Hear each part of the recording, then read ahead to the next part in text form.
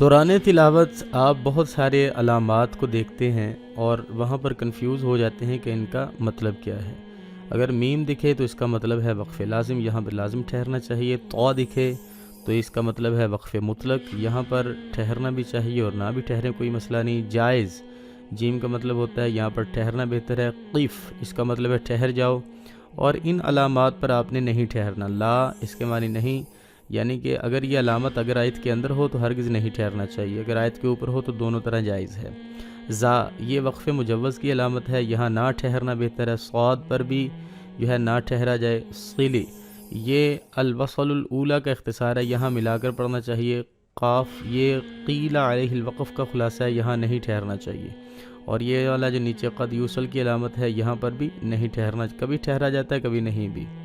ठीक है जी। वक्फ़ुन नबी का मतलब है कि यहाँ नबी ने वक्फ़ किया और यहाँ ठहरना मुस्तहब है, अच्छी बात है।